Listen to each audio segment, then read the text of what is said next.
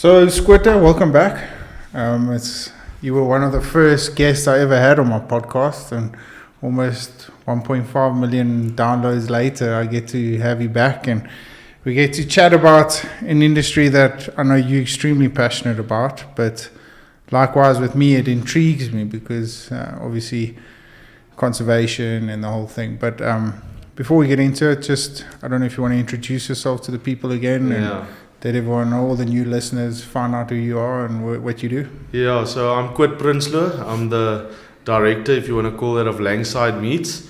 We're a sustainability company that focuses on sourcing the best quality of grass-fed products and not organic. We'll get to that later, but grass-fed and no antibiotics, healthy meat, And we source it in Queenstown area and we spread it all over the country. So we've got a meat processing plant and we farm ourselves, we farm a bit of cattle. And so that's my passion, getting healthy food to the people. The big thing about it though, Koot, is, and something, I think we've spoken about it, is the sustainability of it. And, you guys slaughter as needed. You don't over slaughter and over cater for what's out there. Yes. So our market has grown a little bit, but we kept it on the wraps a little bit because of the availability of the animals.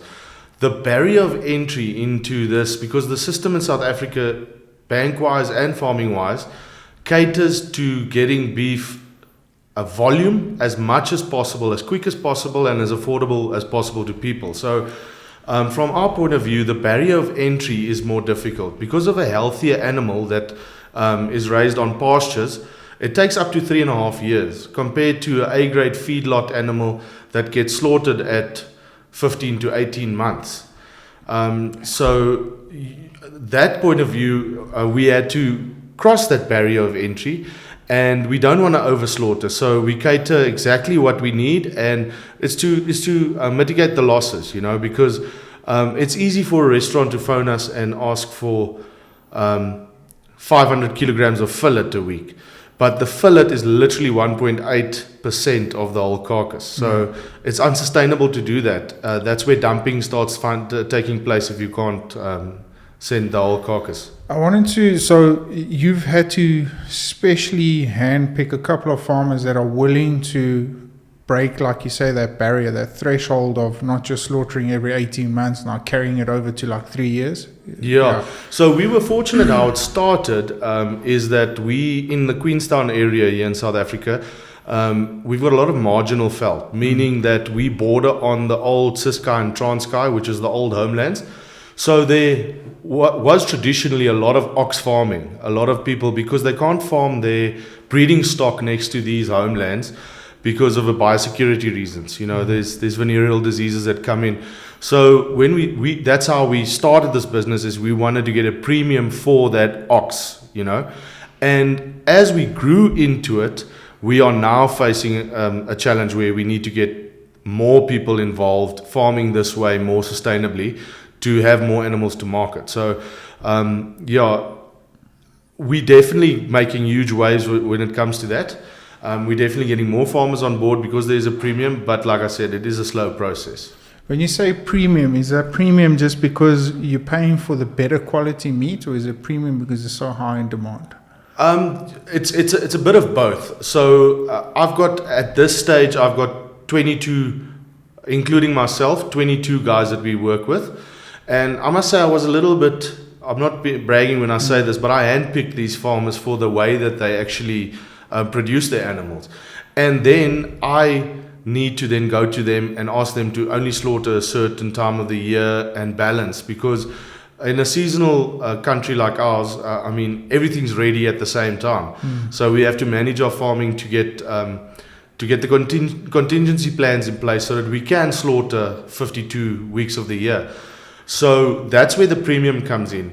We have to, if we want the best, we have to pay the best. So I've got a good relationship with the abattoir in Elliot, and when I pick out animals, I guarantee it for the farmer, and we send it to him, and we pay around about roughly about 300 to 450 rand an animal as a premium, which is significant if you start looking at slaughtering 40 animals a week, And then those animals get selected. So even if I make a mistake and we sell an animal that's not really yet ready, we call it, that doesn't grade fat content of 2+, then I sit in the position where I buy that carcass at the full price, and the farmer doesn't lose out on that. So that's where the premium comes in.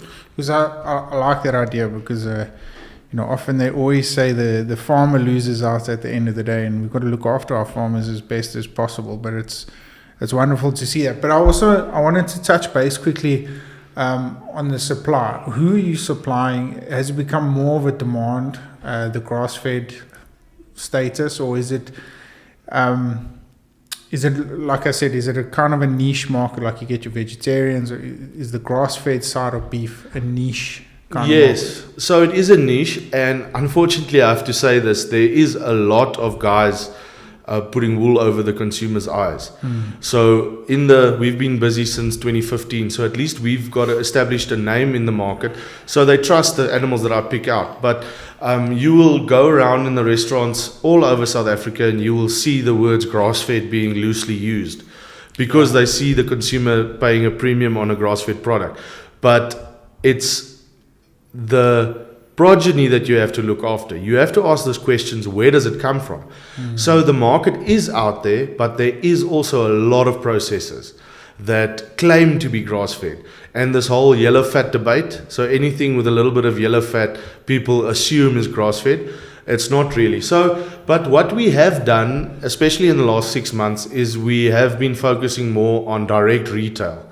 Where people right around the country can actually buy straight from us, because, like I said, I would love to go into every butcher in the country, but it's the ethics of the butcher himself. The shorter the chain is, the better you can see what you are eating. Is that sustainable though, to be able to do everything yourself?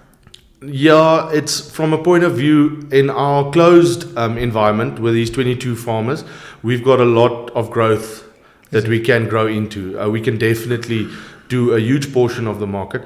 So just for interest's sake, since 2015, we as Langside Meats have been the only grass-fed supplier in the country that's consistently slaughtered 50 weeks of the year.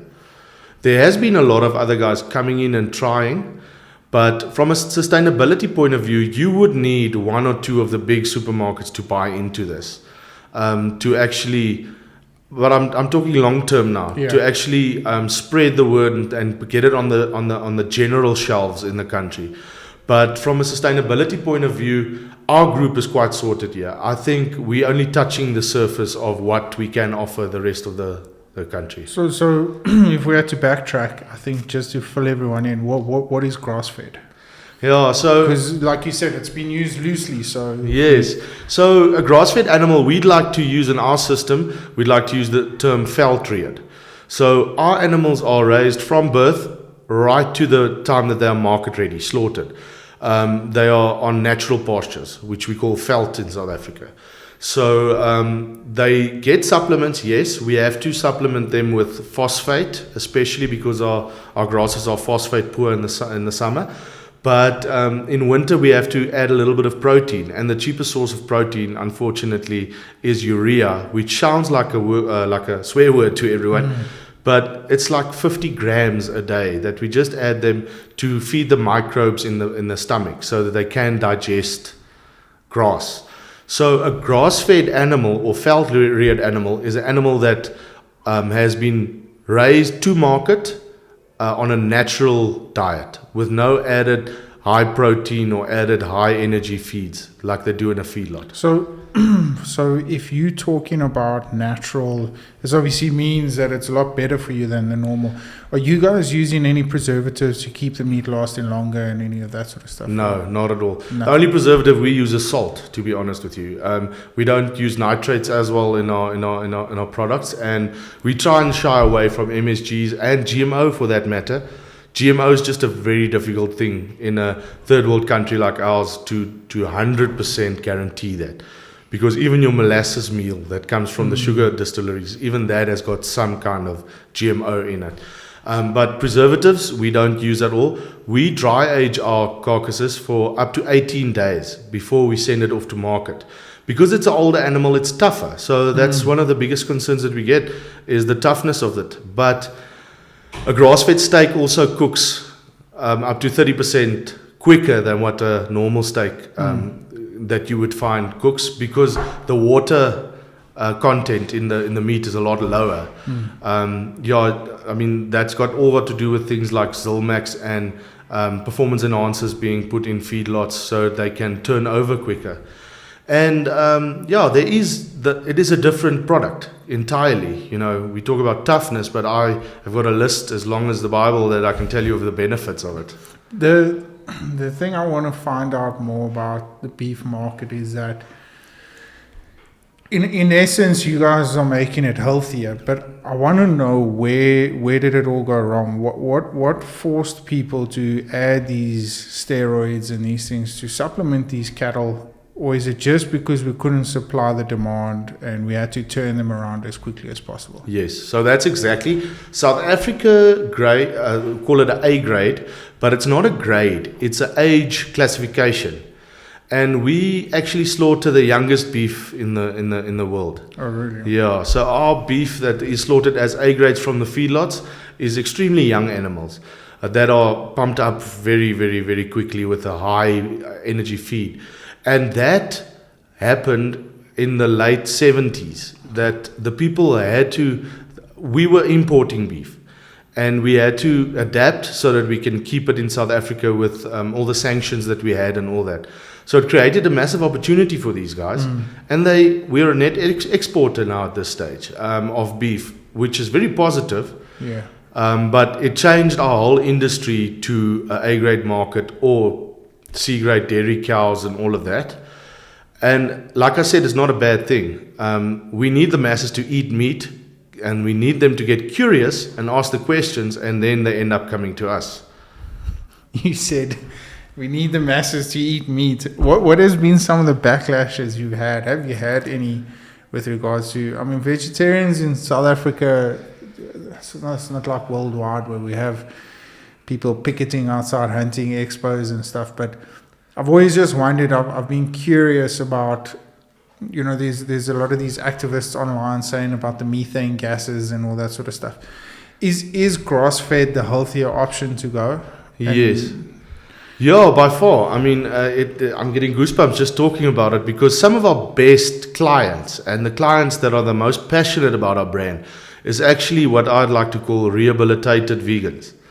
It's a vegan that the doctor told him, listen, you need to eat protein. And then they start sourcing the best protein that they can get. I've got a client that he was told to eat more fat, but healthy fat, with the omega 6s that we've got in the meat. And he buys regularly, and he was a vegetarian. So I don't really get backlash, but we do get a lot of questions, which I love. The more questions you've got, the better. Yeah, the more I find that people are aware of how healthy meat is actually for you, I feel the better this whole discussion is getting, and the easier it becomes. But like I said, in South Africa, I think we're very fortunate to not have as many passionate tree huggers or bunny huggers as there are in the rest of the world. But on that point is that, getting back to what the natural gases and stuff that cattle. So obviously we've increased in the worldwide now. We've increased our cattle population. Are we not going to have to do the same with grass-fed, or is that something for the long term that becomes a lot more sustainable?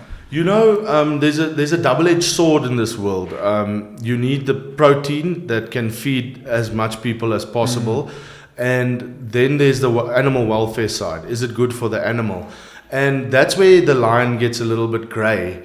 But what I can tell you is that a grass-fed system not only regenerates the grass and the farmlands. We've got a farmer, Tian Landman, who in 10 years, a carry capacity is the amount of animals that you can keep per hectare, according to the government gazette, and it gets told to you. So he's got an 800 hectare farm.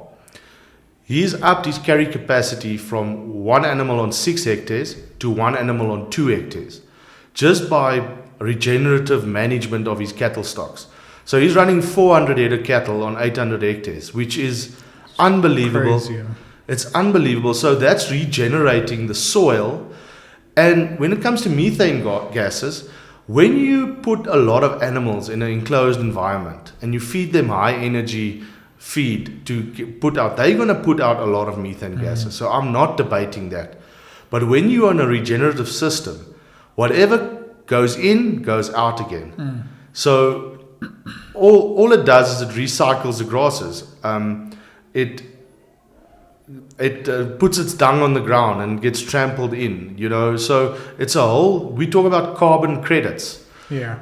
And that is where we should move to. I'm not saying close all the A-grade feedlots. That's not what I'm saying.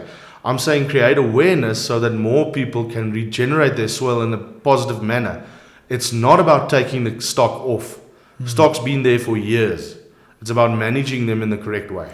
It's not what you're talking about now.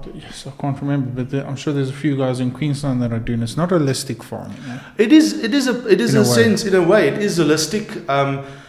The difference is when you go holistic, you try and fill the whole basket. So you have different kind of animals and all that. When you start thinking regenerative, you're thinking on the positive, and you want to improve what you have. So regenerative is basically a step up from holistic farming. It's a new mindset that's been around for years, but it's taking a lot of momentum now. Yeah. Guys like Alan Savory from the Savory Institute in Zimbabwe, he advocates that a lot. So you're a big game guy. You like your venison and that. It's the same principle as what it was back in the day. In the winter rainfall areas, animals would flock there in the winter when it rains, and they would migrate in the summer to summer pastures where we don't get free range stuff anymore, truly. Yeah. Humans and birds are the only free range stuff in the world because we can get on a plane and go wherever we want to. Everything else is confined in a way. So we must mimic that in nature to get back to where we were. I often look back at it and I just think how much easier life would be. But the biggest problem I think out of this whole thing is that as our population grows, the supply has to grow somewhere. We have to feed the masses, like you said. And unfortunately, with the bird flu that's just hit South Africa, cheap proteins have become a very reliable sought after source, and it's just getting more and more costly for us to have them. But Koot, I wanted to touch a little bit on the healthier benefits, and when I said we were going to do another podcast, I went back and I listened and I went through some of the comments. One of the things is there any waste that comes from a grass-fed cattle? Yes, you do get waste. You get cut waste, which is basically the feet and the heads. But we have got a very good market in South Africa, like you said, cheap protein. So that doesn't really go into waste. There is people who can consume it. But from an aging perspective, when I age those carcasses, it creates what you call a pellicle around the meat. So it dries the meat out a little bit, and it makes a hard crust around the meat. Not like a crust, like it sounds disgusting. Like an outer skin. Yes. And that is where we trim off. So we sit with about, I would say, 5% on average waste of the whole carcass. But we reuse that in a lot of positive ways. Things like broth and things like pets mints and all of that. So, from a business perspective, you don't want any waste. No, 100%. So we've managed. What I find as well, you talking about asking me to compare grass-fed to your regular beef. What I find is that a grass-fed animal's pH levels are a lot more neutral than what a high energy fed A-grade animal would be. So they are a lot more. Their pH is more sour basically. So when you age an animal that's been in a feedlot or a high energy diet, you get more wastage. I was reading actually I was reading about the holistic side of things, and there were a couple of guys in Argentina that did this holistic farming, and they did it with Wagyu cattle.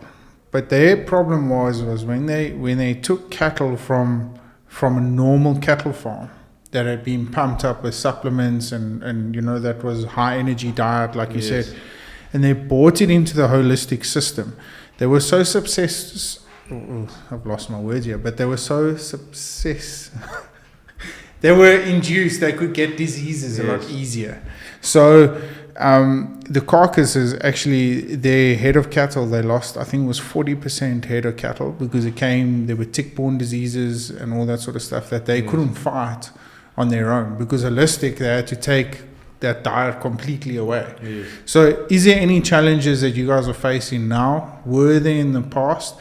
And what's a better way to look out for taking your cattle forward? Yeah, look, we at least grew very, very holistically in that manner, if I can use that word to put it.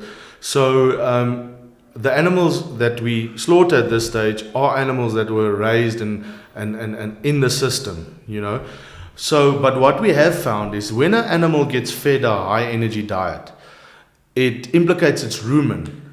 So what happens is the development of the rumen of a young animal, and also it damages it at a later stage because, like I said, the pH drops tremendously. It gets extremely acidic in the stomach, and it damages the philia on the rumen itself.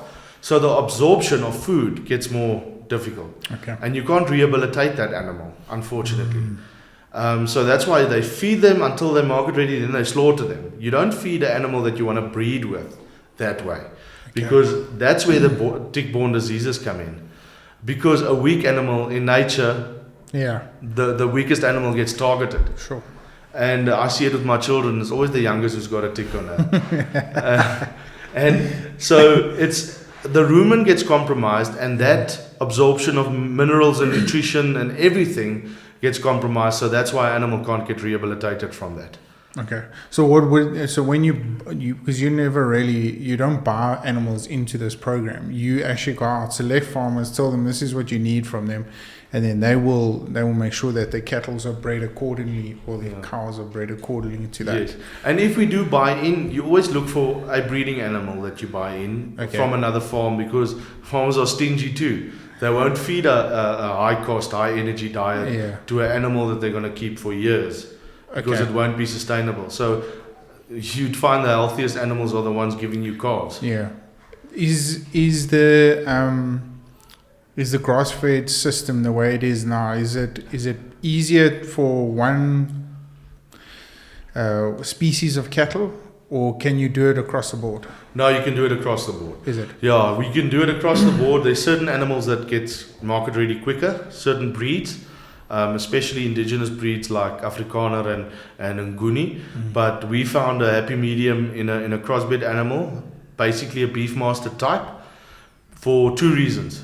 The size of the carcass is bigger, and the meat quality is very good. Okay. Yeah, so we'd love to claim Angus, and all of those things and breed specific, but we need that little bit of Brahman, which is an Indicus type animal.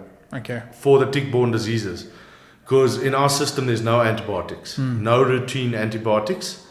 So what do you do? Sorry, what do you do when a cow gets sick or something? Yeah, look, it's animal welfare, so you do take care of her. Yeah. You have to, but it's not routine. So you would treat her with antibiotics once off. She'll get healthy, but she won't be left in the system anymore. It's a difficult one to police. If the animal then gets back into the system and gets slaughtered 3 years down the line, that antibiotics have worked out. Yeah. So these farmers, some of them are using antibiotics on a regular basis in our cattle. In our country, yes.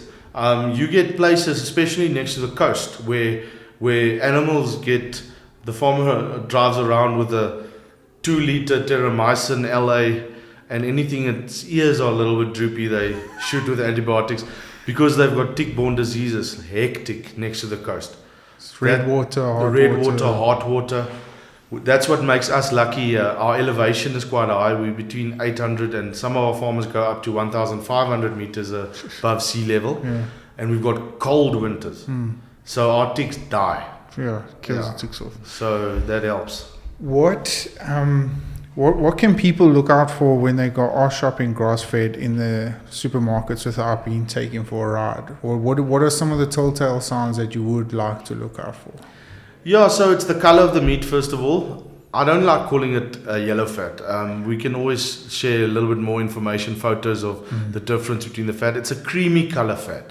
That's a good indication of an animal. And then a red, dark red color on the meat. That's also a very good sign that it is grass-fed. And when you buy a steak, you can see the coloring on the back, the stamp from the abattoir, the age of the animal. Grass-fed animals typically don't get fat as A grades. So when you see a blue roller mark on the steak and it's A grade, you know there's something in there. Yeah. But from green, brown, and red on the back of the steak, that is good. What got you guys into doing grass-fed? Like I said previously, we used to farm oxen, and these things are extremely beautiful. An ox is a beautiful thing, lazy thing. I mean, all that it thinks about is where's the grass and when can I sleep. It's got no stress whatsoever, and we had that for years. My grandfather and my great-grandfather before that, because of this marginal felt that we've got. And my dad got this bee in his bonnet, and he said there's no way. The prices were very low in 2015. And my dad said there's no way we can let an ox like this go for such a low price. We didn't know about the quality of the meat back then. So my dad was in Cape Town, and he went to one of the butchers there, Frankie Fenner Meat Merchants, and he stood in their shop until the owner came to speak to him. And that next Monday we sent down two hindquarters. So it's one animal's two hindquarters on the back of a bucky, and he started buying from us. And we started getting a premium for these animals. So that's how we started. And lo and behold, the quality was exceptional. We didn't think so, but it just goes to show. I mean, so when you say quality was exceptional, what is it that makes grass-fed so much better than normal beef? It's the taste. It really is the taste. The fat melts at a different temperature than what feedlot stuff melts. The marbling is different. I'm not talking about Wagyu marbling. I'm talking about the fat content throughout the whole carcass if it's market ready. It is the darker color. It's more iron. The omega-6 and omega-3 ratios are better. So, I mean, it is a small difference. If you take the amount of steak that you consume, but over a year, it's very much equivalent to eating fish oil every day.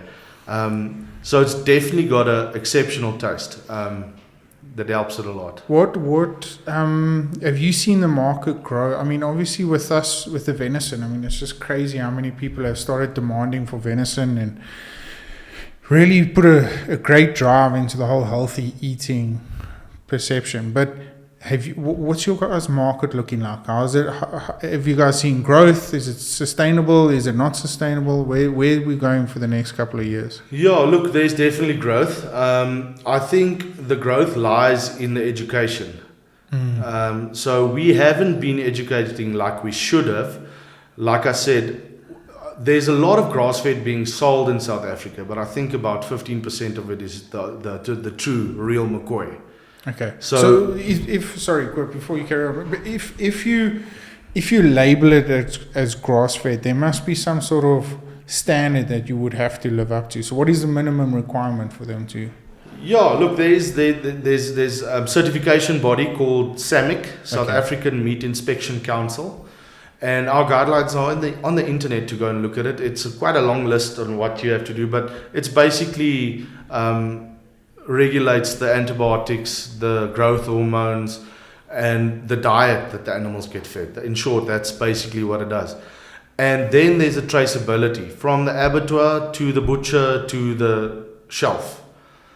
And that's where your guys' QR code comes in. Yes. Okay. Yeah, that's our own personal thing. That's not expected from government side. But we've got the little QR code that gives you the batch that we did in the week. But that's where the problem is that the referee, which is SAMIC, talk a big game, and I don't want to step on toes, but they're not funded well enough to police that correctly. Okay. Yeah. So to give you an example, we would supply a butcher, and he would buy 10 carcasses from us. And gradually he would go lower and lower. Later on, he's buying 2 carcasses. And I would go and visit Cape Town, and I would go and see what's going on. And Sammy comes in, and they actually inspect him, and he shows his slips that he's buying from Langside. But he's actually buying 2 carcasses from us and 8 from the abattoir down the road, and sells everything as Langside. So that is the immediate growth that you are talking about. That 15% real McCoy grass-fed, the 75% or the 85% that's left is grass-fed that's already being sold. That's not the real thing. Okay, well that makes sense. I mean, but so you guys aren't butchering yourself? Yes. Are you? Yeah. So we've got the only link in the chain that we do not own is basically the abattoir. Slaughter facility. Yeah, the slaughter facility. And we can chat about why. I would love to do that, but it's just the cost of, we're slaughtering 30 to 40 animals a week, and we are too big to be a rural abattoir. Okay. But we are too small to be a low throughput.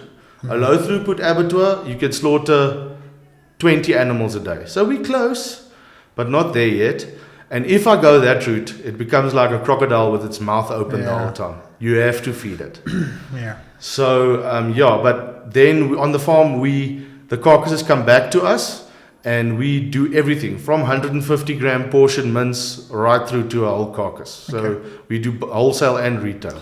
So there is a question I want to get back to you about the butchery side of things, but getting back to the sustainability and how the markets are reacting, have you seen increase in people wanting to invest in a healthier lifestyle with different selections from meat to venison, or is it just something that's becoming more and more regularly convenient for people to buy and enjoy the taste? There's always been the group of people who ask a lot of questions. It's about now getting out there and making people ask questions.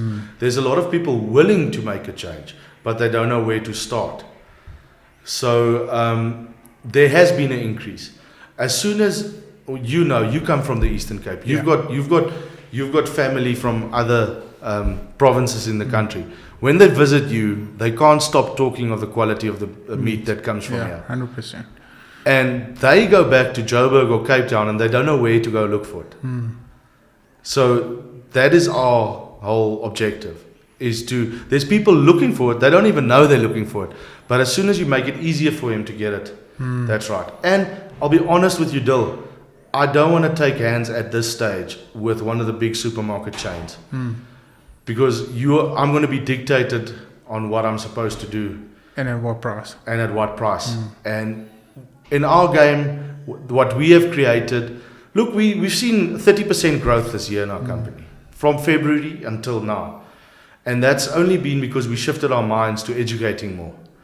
So I'm not willing to become a price taker again. But it's also because then you start playing that dangerous game where you actually got to go back to the farmer and demand a better price from him. And like I said, in the hunting industry, when you get to a certain level and you become bigger and bigger and bigger, your prices start needing more and more demanding. So you go back to the farmer and say, no, well, I'm going to pay this for kudu, I'm going to pay that for nyala, whatever. And you actually start dictating the prices. And then at the end of the day, what we're trying to preserve, and that's look after the farmers, they actually start losing out as well. So I commend you on that. I mean, I'm sure it's not easy, and I'm sure you've had a couple of people knock on the door, but to stick to your guns, I mean, it's you're talking about the price, Can I tell you what will make a significant difference? Is to push volumes to a certain city and have a distribution center there. Self-owned distribution center, but the reason why I'm saying that is currently we're sending 8 tons of meat every week to Cape Town. The truck's capacity is 12 tons. So as soon as we go that little bit more, that 4 tons more, it makes the transport cost better. Okay. It makes the product cheaper. So where can I then fill in that gap? I can offer the farmer 20 or 25 cents more. Yeah. And that's... It's a whole snowball effect. A whole snowball effect, yes. And I wanted I wanted to get back into the butchery side of things, and this was asked. I did a podcast a couple of months ago with the impact one single animal has in the chain of. I've always hated these big hunters and a lot of South African outfitters when they come out or when they try and sell hunts. The meat gets donated to the locals and the village and all this sort of stuff. And at this point in time, it's an absolute bunch of hogwash. Yeah. So one of the questions were asked when I was chatting. I mean, I couldn't put a finger on how many hands a carcass touches within the butchery. How many people? You said you hired 22, eh? Yes, in total in my whole operation. How many of those 22 people will actually touch that carcass? One carcass. One carcass. Yeah. So it will be the loader and I'd say 6, including myself, 7. Okay. So it'll come from the abattoir. There's another team that loads the live animal, so you can take that into account as well. So that's the driver of the truck. And that's the farmer himself and his staff. So in all, if I would make a bold prediction, would be about 14 people would touch it until it gets stacked onto the shelf. Because to me, if you look at an industry or conservation as a whole, like you guys are conserving cattle through grass-fed means, and that it plays such a huge link in the whole system because you've got to look after people. Yes. And people have got to look after you. And with us, with hunting, you're indirectly supplying to so many different families just a healthier way of living and a healthier way of doing things. And it's just so interesting that the way you've constructed your whole operation, how many people and how many livelihoods this actually affects in such a good way. You know what I mean? So, yeah, I mean, the whole grass-fed thing for me has always been intriguing, and I love meat, and I love diving into things. But do you see any way you guys can improve or do things better going forward for the future? Or is there anything, is there any mindset you would, or perspective you would like to change of the consumer out there? Yeah.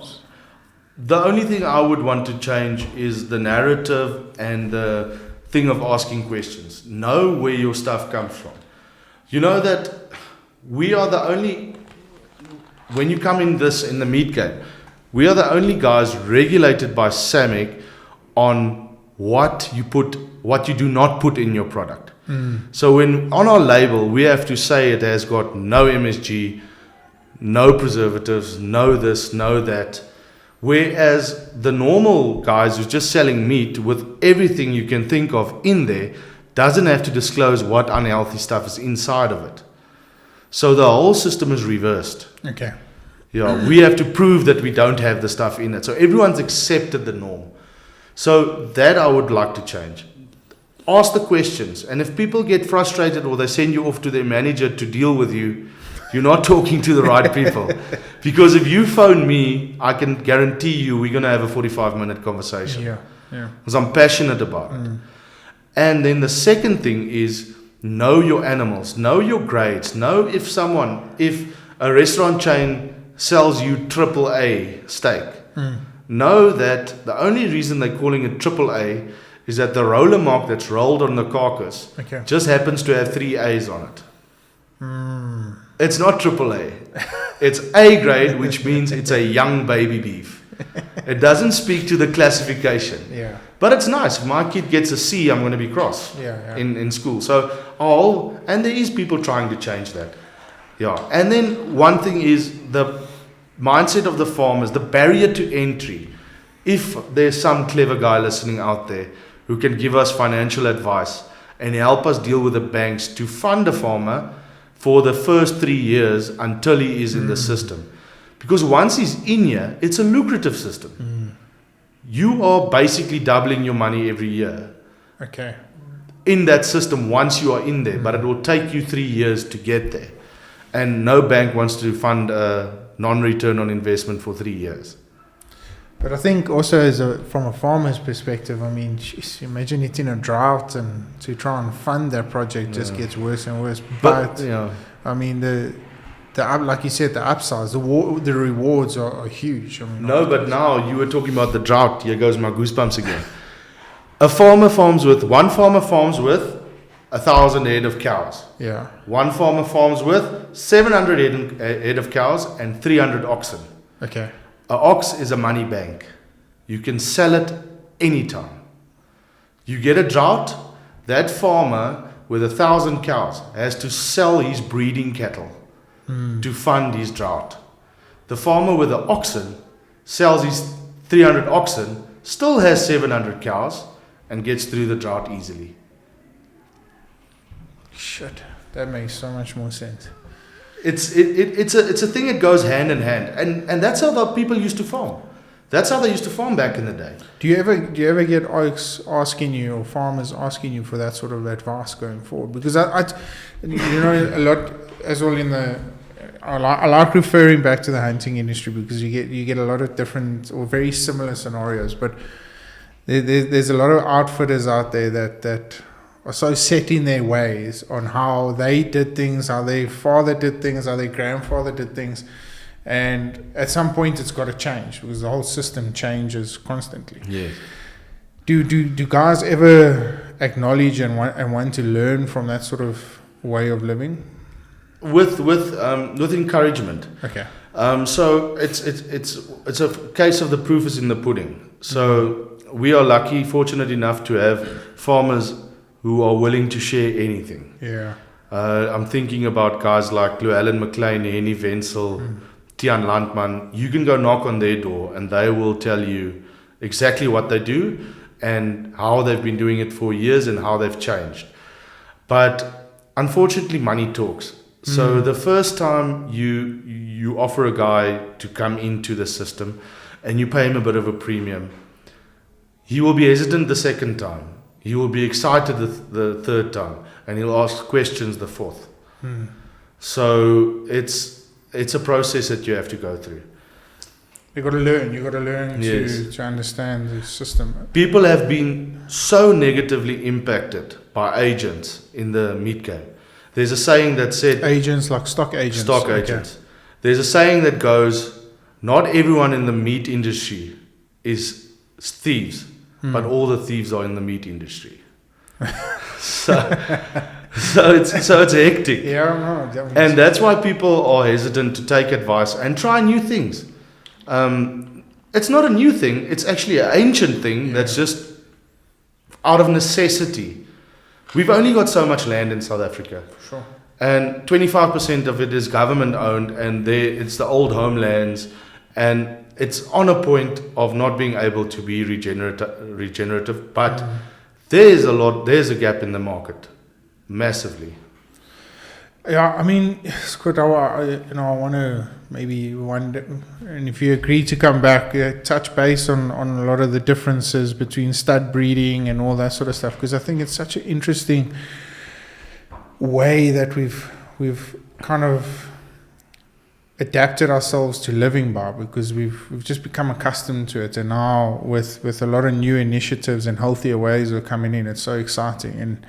And I commend you once again, because I mean, it can't be easy, and for all the farmers that are involved in the program, I mean, it must be very stressful, but the rewards seem remarkable, which is great. And I mean, for the consumer, they're getting a product where they can look back at and saying, well, you know what, I can't solve my stress levels, I can't solve this, but my diet is one of the things I can personally have control on. And one of them is just healthier choices. It's not really about reinventing the wheel. It's just about healthier choices of meat, healthier choices of veggies, or whichever way you go. But talking about that, I want you to touch a little bit on this new project you guys have got going with the online store and how people can get involved with that. Okay.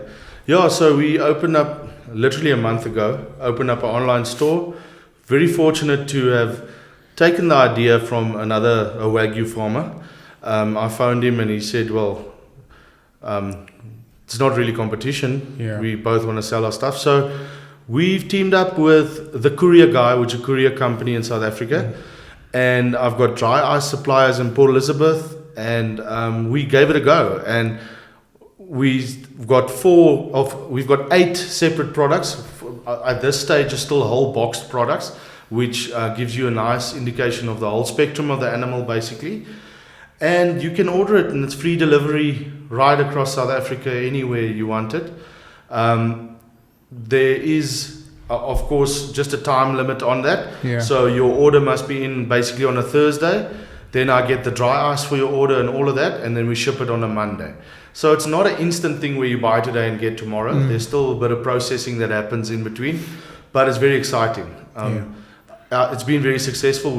I think 22 or 23 boxes have been shipped all over the country now in the last 3 weeks, and it got there great. Courier guys been great. Everyone's happy. So it just gives you the opportunity to get grass-fed anyway. It's no excuse for you not to try it. Talking about time limit quickly, I just want to touch on that before we have to go. But the time you hand pick your cattle, how long does it take for them to be slaughtered? I can tell you what happened yesterday, for instance. I met the farmer 8:30 on his farm. We looked at his stock, we picked them out. We said, right, that 24 is ready.